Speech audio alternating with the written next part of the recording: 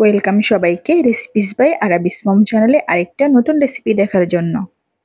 আজকে আপনাদের সাথে শেয়ার করব বাসায় কিভাবে রেস্টুরেন্টের মতো চিকেন চাউমিন তৈরি করা যায়। চাউমিনের জন্য প্রথমে চিকেনটা ম্যারিনেট করে নিব। এখানে আমি হাফ কাপ চিকেন নিয়েছি, লবণ দিয়েছি হাফ টি স্পুন, আদা রসুন বাটা দিয়েছি হাফ টি স্পুন করে, সামান্য একটু চাট মশলা দিয়েছি আর লাল মরিচের গুঁড়ো দিয়েছি হাফ টি স্পুন, সয়া সস দিয়েছি 1 টি স্পুন। সব কিছু ভালো করে মাখিয়ে 30 মিনিটের জন্য রেস্টে রাখবো। এরপর এখানে আমি একটু সবজি বয়েল করে নিচ্ছি আর সবজির মধ্যে দিয়েছি গাজর আর বরবটি। সবজিগুলো 5 মিনিট বয়েল করে পানি থেকে আলাদা করে নিব। এখানে একটা পাতিলের মধ্যে বেশি করে পানি দিয়ে সামান্য একটু লবণ দিয়ে আমি চাউমিনটা সিদ্ধ বসিয়ে দিয়েছি।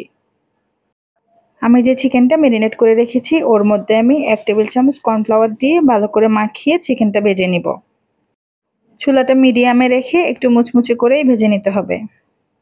আর এখানে আমি একটু চিংড়ি মাছও ভাজবো। চিংড়ি মাছের মধ্যে বেশি কিছু দেই নাই, সামান্য একটু লবণ আর একটু লাল মরিচের গুঁড়ো দিয়েছি আর সামান্য একটু কর্নফ্লাওয়ার দিয়েছি। চিংড়ি মাছের সাথে এখানে আমি কয়েকটা কাজু বাদামও ভেজে নিয়েছি।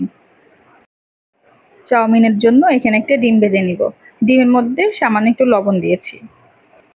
এই রেসিপিটি ফলো করে আপনারা বাসায় একবার হলেও ট্রাই করে দেখতে পারেন। রেস্টুরেন্টের চাইতেও অনেক বেশি মজার হয়। চাউমিনে দেওয়ার জন্য সবগুলো উপকরণ আমার রেডি হয়ে গিয়েছে আর এখানে রান্নাটা বসিয়ে দিলাম। পেঁয়াজ কাঁচামরিচ একটু বেশি করে দিয়েছি আর পেঁয়াজটা একটু নরম হয়ে আসার পর এর মধ্যে আমি ক্যাপসিকাম দিয়েছি। চাউমিনে দেওয়ার জন্য এখানে একটা সস তৈরি করব, এটা স্কিপ করা যাবে না, অবশ্যই দিতে হবে। এই সস তৈরিতে আমি কি কি দিয়েছি প্রত্যেকটা উপকরণ আমি লিখে দিয়েছি। ক্যাপসিকামটা একটু নরম হয়ে আসার পরে যেই সবজিটা আগে সিদ্ধ করে রেখেছি ওই সবজিটা দিয়ে আরও 3-4 মিনিট রান্না করে নেব। এখন আগে থেকে সিদ্ধ করে রাখা চাউমিনটা দিয়ে দিব।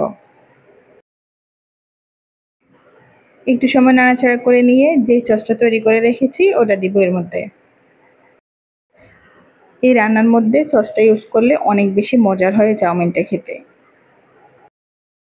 সসটা দেওয়ার পর চুলাটা একেবারে লো করে 3 মিনিটের মতো আমি ঢাকনা দিয়ে ঢেকে রান্না করব।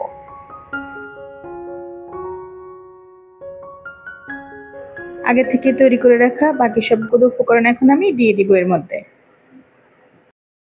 সব কিছু দিয়ে একটু ভালো করে নাড়াচাড়া করে নিলেই তৈরি হয়ে যাবে মজার এই চাউমিন রেসিপি।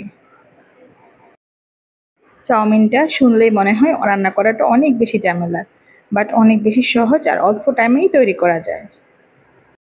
এটা দেখতে যতটা লোভনীয় মনে হচ্ছে খেতে হয়েছিল অনেক বেশি মজার।